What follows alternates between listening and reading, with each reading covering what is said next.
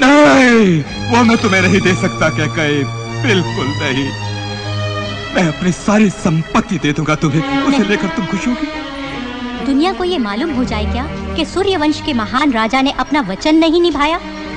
यदि मुझको देने हैं तो वो ही 2 वरदान दीजिए। उन 2 वचनों में पहला वचन था कैकेयी के पुत्र भरत राजा बने, और दूसरा वचन था राम को 14 बरस का वनवास। भैया, आपको सुनाई नहीं दिया लोगों का विलाप? लक्ष्मण, यही लिखा है मेरे भाग्य में। पर क्या हम यही सोचकर हाथ पे हाथ रखकर चुप बैठे रहें और कुछ ना करें? ये तलवार क्या ये केवल दिखावे के लिए एक आभूषण है? भाई, तुम भाग हो मेरे जीवन का, एक हिस्सा हो मेरी आत्मा का। कृपया मुझे समझने का प्रयत्न करो। मेरे स्वामी, आपके साथ मैं भी चलूंगी। पर सीता, तुम... जैसे पति का धर्म है, स्त्री का भी वही है। जो भाग्य आपका है वो मेरा भी है। ये सच है। एक आत्मा है तो उसका भाग्य भी एक ही होगा। तो भैया, मैं भी आप दोनों के साथ चलूंगा। धन्यवाद।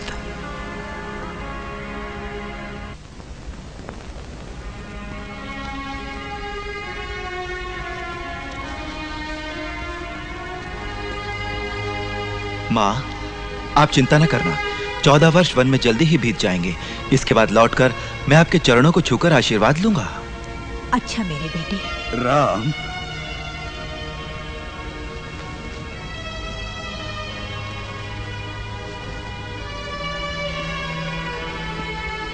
राम, दोष क्यों नहीं देते तुम मुझे? तुम द्रोही क्यों नहीं कहते मुझे? इससे मेरा पाप कट जाएगा। ना ही मुझे ये राज्य प्यारा है और ना ही अधिकार। मुझे जाने से पहले आपका आशीर्वाद मिल जाए तो बहुत है पिताश्री।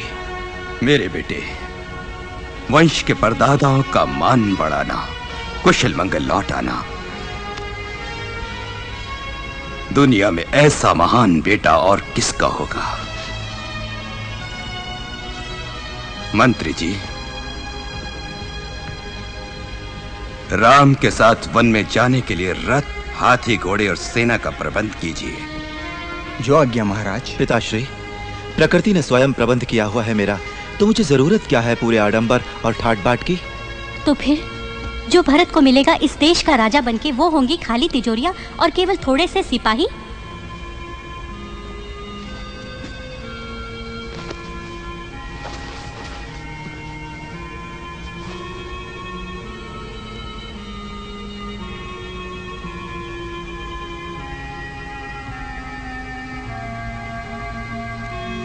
माता, आप आशीर्वाद दीजिए अपने बेटे को।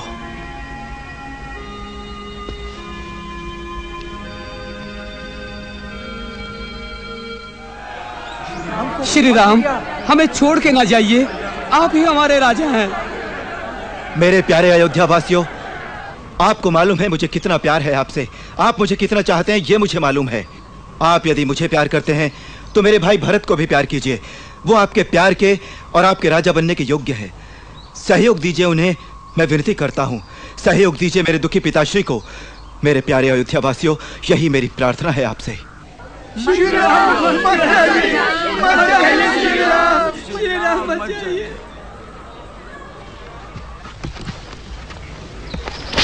रघुकुल रीति सदा चली आई, प्राण जाए पर वचन न जाई।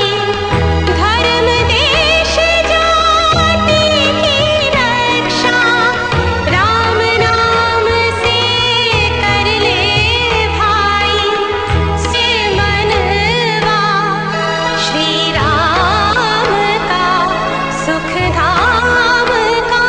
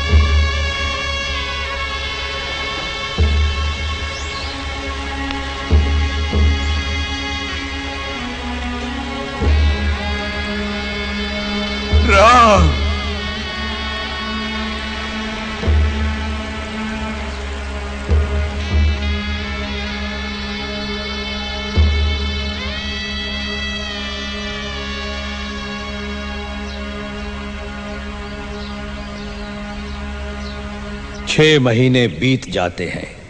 राजा दशरथ का महल अंधकार में डूबा रहता है। राम, राम, मेरे बेटे मुझे क्षमा कर देना।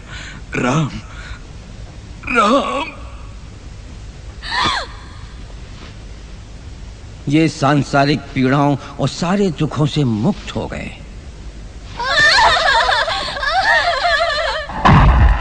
कैकेयी के बेटे भरत अपने नाना से मिलने कैकेयी गए हुए थे। उन्हें तुरंत अयोध्या बुला लिया गया।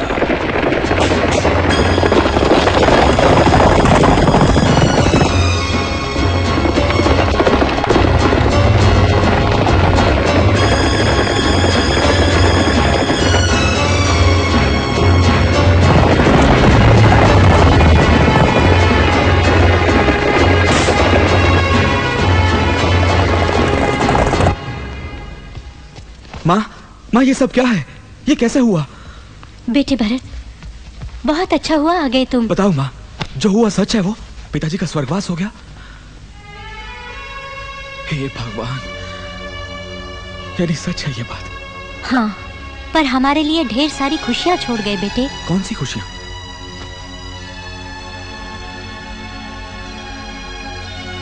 भ्रष्ट औरत, तुमने पेड़ को काटकर पत्तों को सींचा है।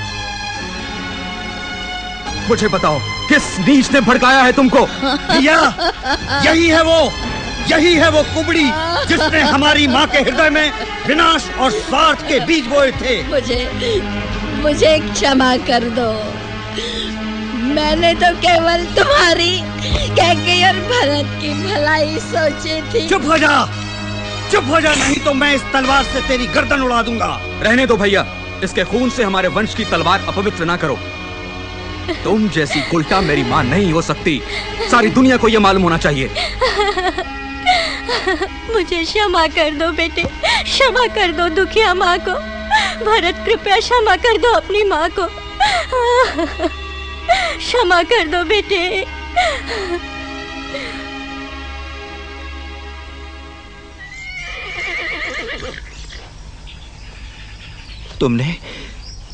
तुमने क्या कहा मेरे भाई? हमारे पिताश्री नहीं रहे? हाँ भैया, स्वर्ग को सुधार गए हैं पिताश्री।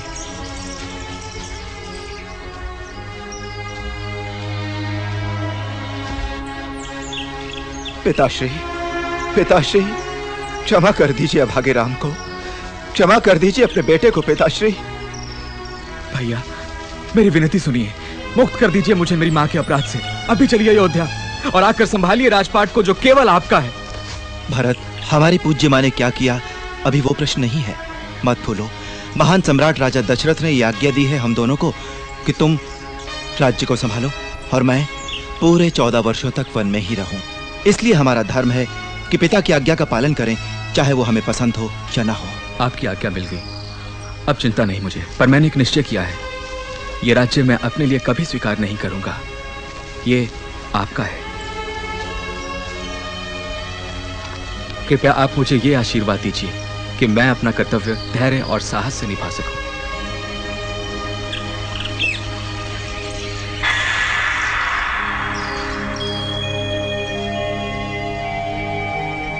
अब मैं राज्य संभालूंगा अगले 14 वर्षों तक, परंतु आपके लौटने तक ही। भरत, मेरे भाई। भैया।